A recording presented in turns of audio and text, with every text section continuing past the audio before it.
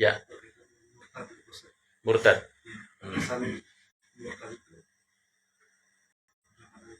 Apa?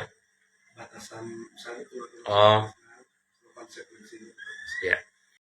Lihat surat Al-Maidah ayat 54 ya. Ya ayyuhalladzina amanu may yartadda minkum an dini. Wahai orang beriman, jika di antara kalian ada yang murtad dari agama, sawfa ya'tillahu biqaumin, maka Allah akan hadirkan satu kaum. 54 atau 5 berapa? 54. Baca artinya Pak Nasr. Wahai orang-orang yang beriman, barang siapa di antara kamu yang murtad atau keluar dari agamanya, maka kelak Allah akan mendatangkan suatu kaum. Dia mencintai mereka dan mereka pun mencintainya. Dan bersikap lemah, lembut terhadap orang-orang yang beriman. Tetapi bersikap keras terhadap orang-orang kafir. Yang berjihad di jalan Allah. Dan yang tidak takut pada celaan orang yang suka mencela. Itulah karunia Allah yang diberikannya pada siapa yang dikehendaki, dan Allah Maha luas pemberiannya, Maha mengetahui. Ayat ini menegaskan ada orang murtad dalam Islam. Dan faktanya memang dari zaman Nabi sampai sekarang ada. Di zaman Nabi ada seorang sahabat ya, namanya Ibnu Hatim itu. Dia dari Muslim, lalu karena pengaruh Umayyah Ibnu Khalaf, seorang tokoh Quraisy yang sangat disegani. Nah, Umayyah lagi ke Syam, lagi ke Syria. Dia kemudian masuk Islam. Begitu Umayyah pulang tahu ya temannya masuk Islam, marahnya luar biasa. Lalu dia diancam ya, kalau kamu tetap ikut agama Muhammad, kamu akan kami boikot, kamu akan kami isolir, kamu akan kami zolimi keluarganya, luar biasa. Lalu si Ibn Hatim ini ternyata masih bimbang, hatinya belum mantap. Kalau begitu, kalau ingin membuktikan bahwa saya ini tidak mengikuti Muhammad, bagaimana? Nah, kalau begitu kamu datang Muhammad, kamu bilang, saya benci agamamu, katanya. Saya keluar dari keyakinanmu, katanya. Bahkan kamu ludahi Nabi Muhammad, sampai disuruh begitu. Tapi dia tidak meludahi, hanya dia mengatakan saya kembali ke agama nenek moyang itu, kekafiran itu tadi. Maka di surat 25-27 lihat, itu penjelasannya ya, asbabun nuzulnya itu.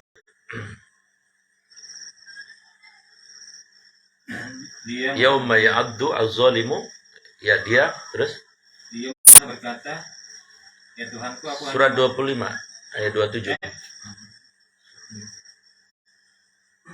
Yauma ya'azzu adh-dhalimu ala yadayhi yaqul ya laitani ittakhadtu ma rasul sabila. Jadi mereka menggigit kedua tangannya. Ada ya?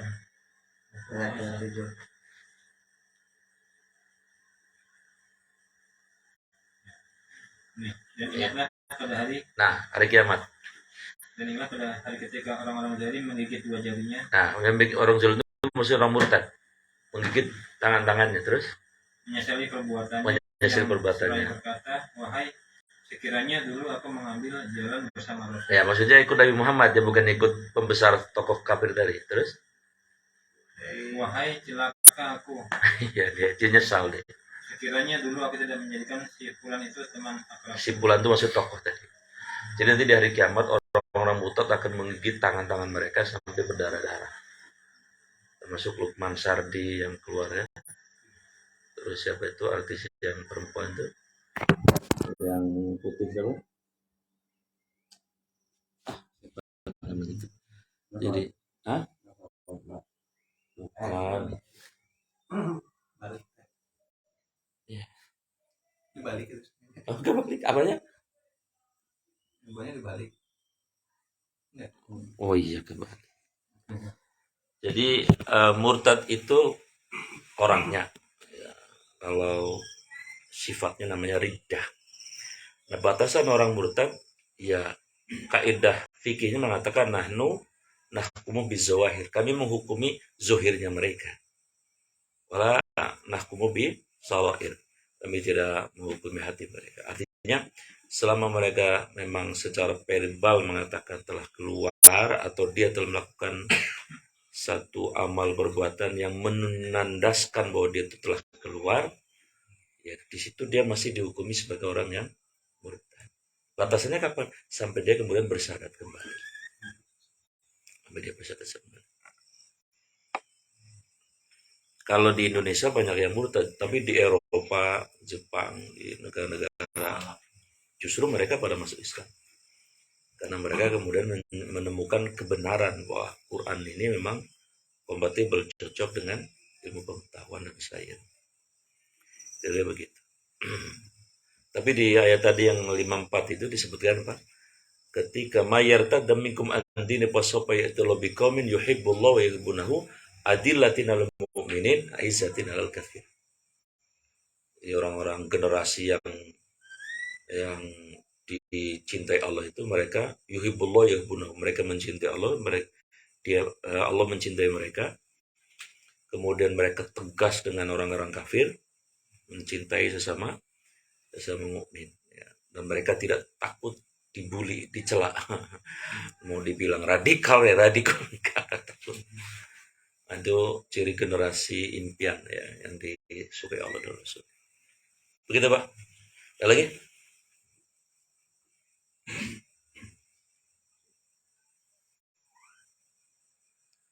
Pas ya? Baik.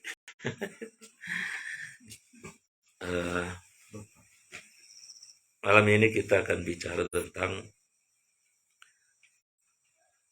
siapa yang harus ditaati setelah Allah dan Rasul. Siapa yang harus ditaati setelah Allah dan Rasul? Jawabannya adalah orang tua. Jawabannya adalah orang tua. Ada 5 alasan. Ada 5 alasan.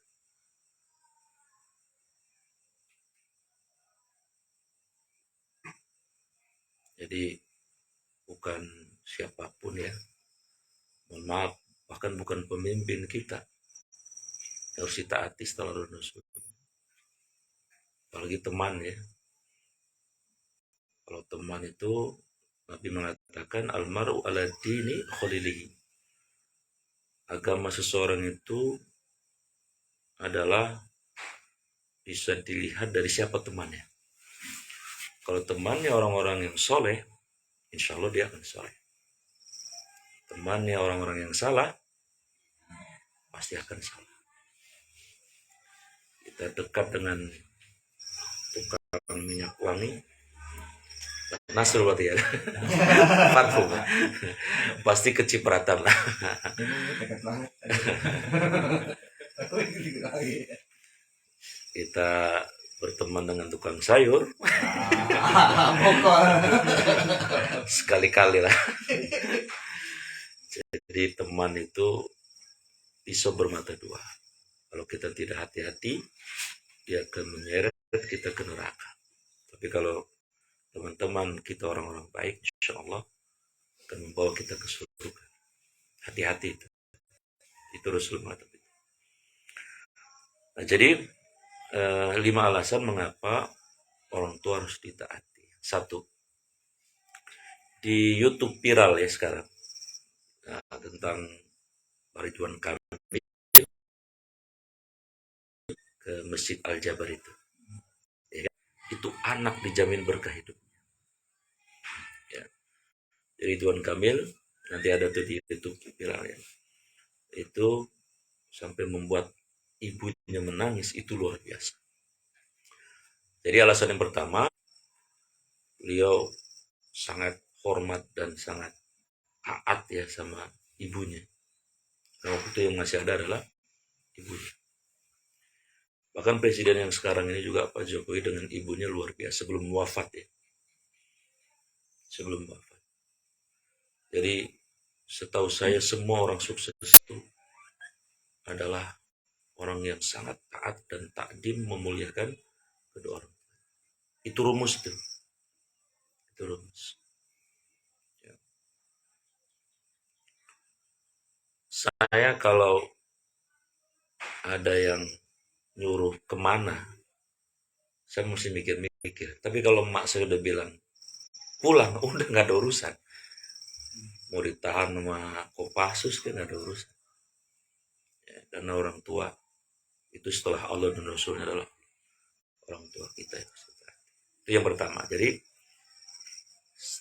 tidak ada orang sukses kecuali hormat sama orang. Yang kedua alasannya, karena perintah Allah. Kenapa orang tua harus ditaati? Karena perintah Allah. Lihat surat 23, surat 17 ayat 23. Ada 7 rambu di mana orang tua harus ditaati. Surat 17 ayat 23-24. Alif Bukhari. Surat Al-Isra.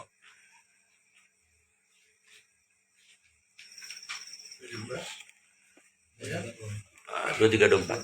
Surat 17. Surat Al-Isra.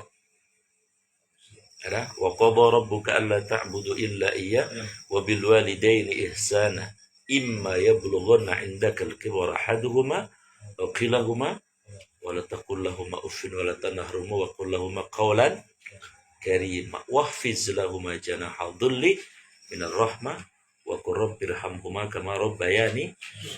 Ini Allah langsung loh yang nyuruh. Ada 7 rambu yang kita tidak boleh melakukan kepada orang tua. Bukan Nabi, langsung Allah bayangkan. Yang pertama di situ apa? Wabil walidaini ihsana. Berbuatlah yang terbaik kepada orang tua. Berbuatlah yang terbaik kepada orang tua. Maksudnya begini, kalau kita baik sama teman, itu Allah belum anggap orang baik. Tapi yang harus pertama kali dibaiki adalah orang tua. Yang lain nomor sekian. Maksudnya kalau kita mau ngasih makanan kah, baju kah, benda kah, orang tua harus yang the best, yang terbaik. Kalau kita ngomong sama kepala sekolah dulu, begitu sopan, sama Pak Lurah sopan, kepada orang tua harus lebih sopan. Itu maksudnya. Wabil walidaini ihsan. Yang kedua, imma yablughanna indakal kibara ahaduhuma, apabila kedua orang tua kita atau salah satunya sudah tua itu umurnya 40 batasannya. Saya pun belum 40.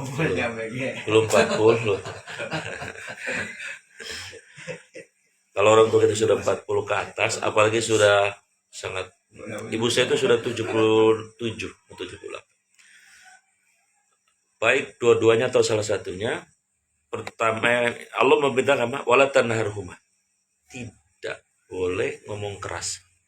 Allah yang larang itu. Tidak boleh ngomong keras. Wala tanharhuma.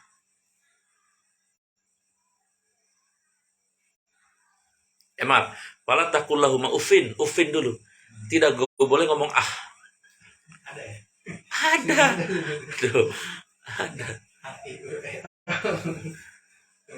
Maksudnya itu begini, selama orang tua nyuruh tidak bermaksiat kepada Allah, turuti. Kecuali orang tua nyuruh dosa ya. Selama tidak menyuruh dosa, wajib dituruti. Apalagi cuman suruh beli cimol misalnya. Apalagi cuman hujan gerimis. Itu Allah yang nyuruh, bukan langsung. Wala taqul lahumā uffin. Nah, baru yang ketiga wala tanharhumā. Jangan sekali-kali ngomong keras. Sakitnya orang tua itu sakitnya Allah. Ridallah fi ridal walidain. Wala tanharhumā. Wa qul lahumā qawlan karīmā. Yang keempat, berkatalah yang memuliakan. Bagaimana berkata yang memuliakan? Ya, tidak pernah menyakiti hatinya.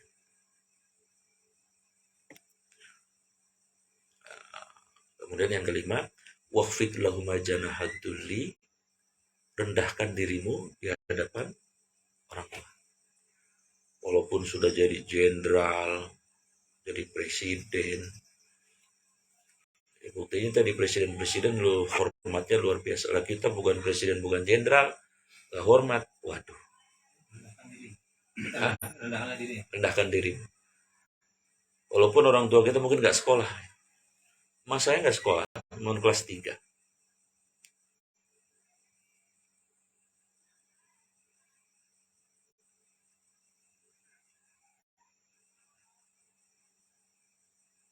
Nah, kemudian yang keenam,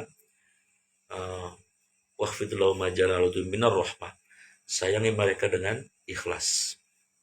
Karena waktu kita 9 bulan di rahim ya,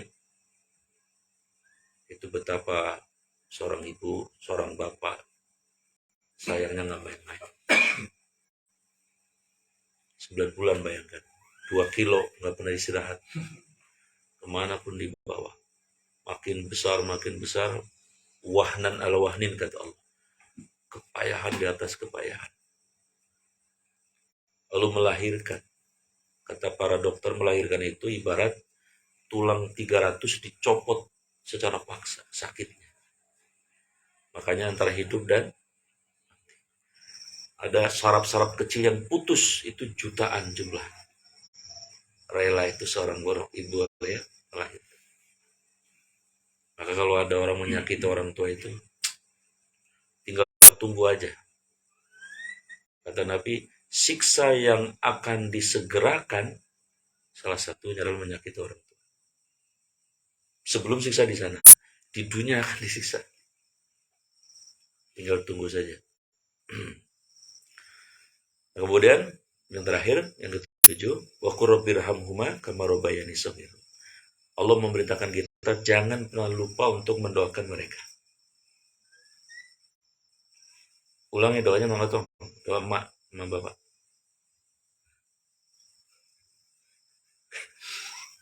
Gimana? Doa mak buat mak bapak.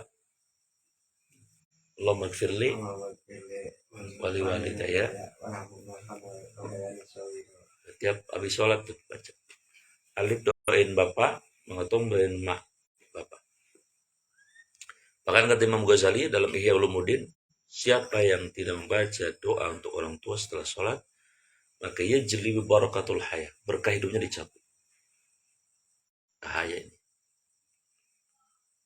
Makanya coba cek, orang kalau hidupnya bagus, pasti dia taat sama orang tua. Tapi mohon maaf, kalau orang susah, itu pasti ada masalah dengan orang tua. Itu udah rumus ya. Yang ketiga, mengapa kita harus taat sama orang tua? Karena tadi, ridho Allah bergantung ridho orang tua. Yang ketiga, itu Allah tergantung ridho orang tua. Murka Allah tergantung murka orang tua. Apa nih pengertian di sini? Kalau ingin diridhoi Allah, bikin orang tua ridho, senang. Kalau ingin dimarahi Allah, gampang. Bikin aja masalah sama orang tua, itu pasti dimarahi Allah. Yang keempat, mengapa orang tua harus ditaati setelah dan Rasulnya? Karena dia seumur hidup mendoakan anak.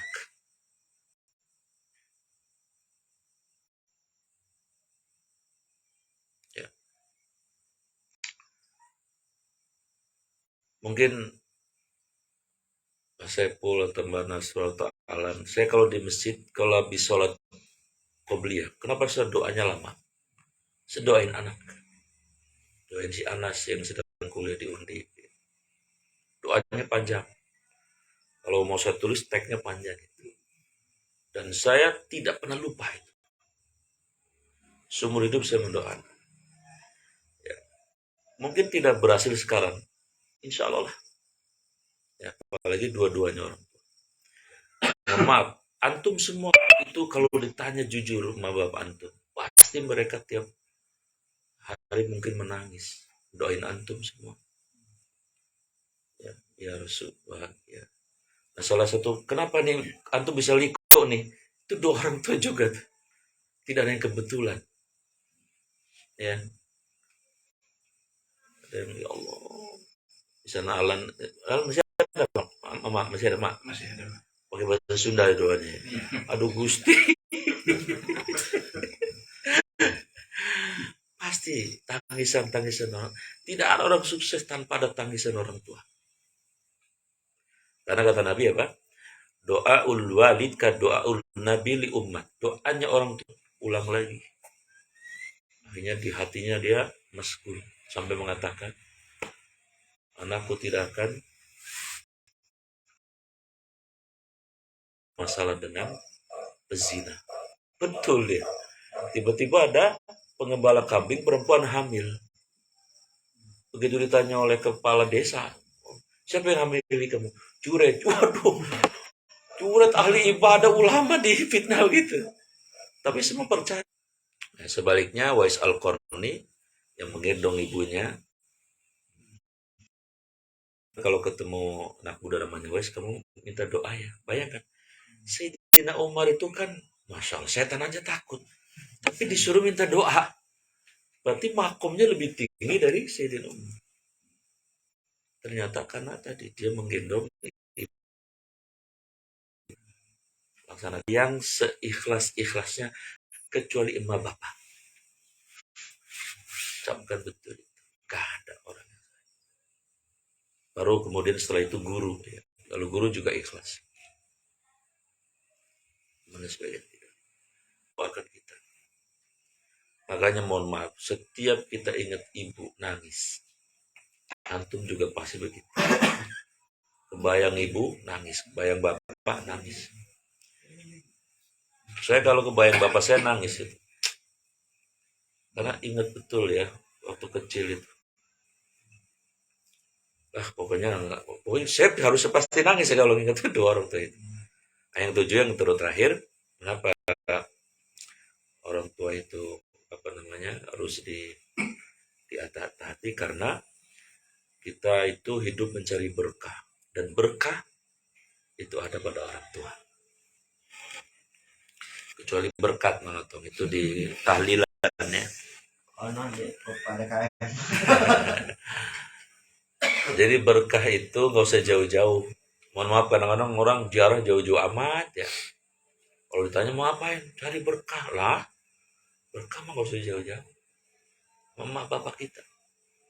Datengin mama bapak kita. Gak usah bawa apa-apa, cium tangan aja. Sekali tanya, mak gimana? Sehat? Apalagi kita ngomong terus terang, mak alhamdulillah. Saya udah doain mak biar sehat. Wah dia udah balik doain kitanya luar biasa. Makanya saya ingat waktu kecil tuh SD dulu ya. Itu orang-orang tua itu dikirimin rantang kalau mau bulan puasa itu masih ingat. Adik ke abang ya atau ponakan ke encing apa encan itu. Itu cuman bawa rantang, doanya lah Allah Akbar bener panjang luar biasa.